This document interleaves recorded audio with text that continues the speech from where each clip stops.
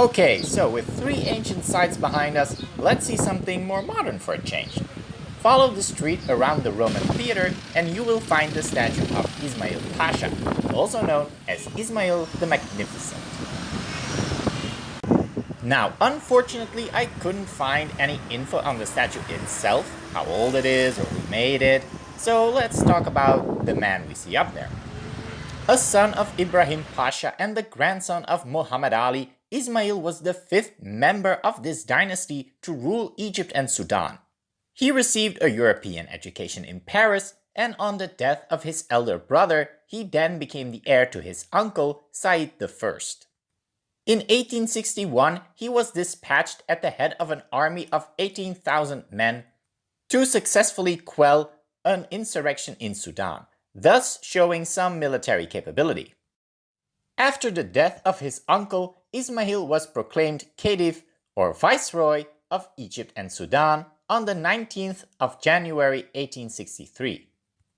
Now, it's important to remember this title was not recognized by the Ottoman Empire, to which Egypt still officially belonged, and the other great powers recognized him only as a wali, meaning governor.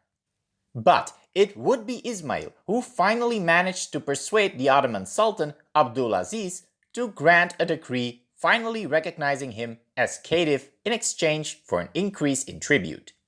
Another decree in 1873 confirmed the virtual independence of the Caliphate of Egypt and Sudan from the empire.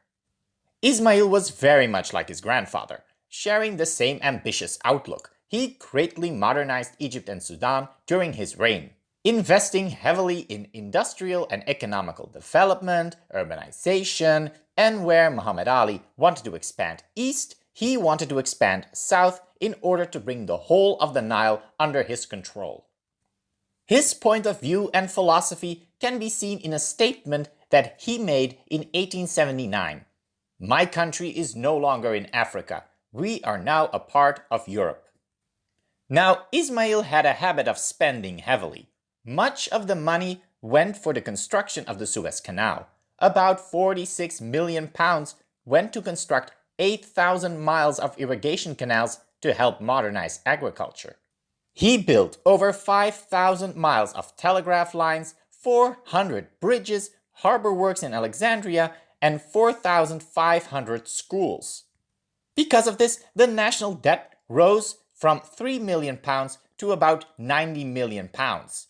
He launched a vast railroad building project over 900 miles of tracks that saw Egypt and Sudan rise from having virtually none to the most railways of any nation in the world. However, his ambition for expansion was crushed after a costly war with Abyssinia, today's Ethiopia, in 1874.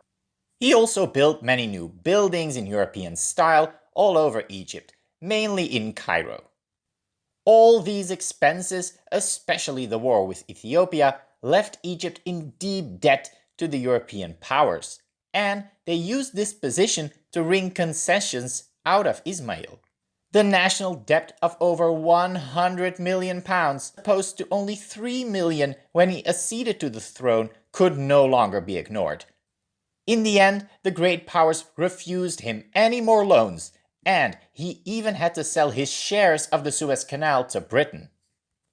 Afterwards, a commission was sent to hold certain positions, such as finance minister and minister of public works, in the government to restore the economy and thereby restoring credit. However, this control of the country by Europeans was unacceptable to the people, who united behind a disaffected colonel named Ahmed Urabi. Ismail did little to oppose Urabi and gave in to his demands to dissolve the government. Britain and France took the matter seriously and insisted in May 1879 on the reinstatement of the British and French ministers. With the country largely in the hands of Urabi, Ismail could not agree and had little interest in doing so. As a result, the British and French governments pressured the Ottoman Sultan Abdul Hamid II to depose Ismail Pasha, and this was done on the 26th of June 1879. Instead, one of his sons was made his successor. Ismail Pasha left Egypt and initially went into exile in Italy. until 1885, when he was eventually permitted by Sultan Abdulhamid II to retire to his palace of Emirgan on the Bosphorus in Constantinople. There he remained more or less a state prisoner until his death on the 2nd of March 1895. He was later buried in Cairo.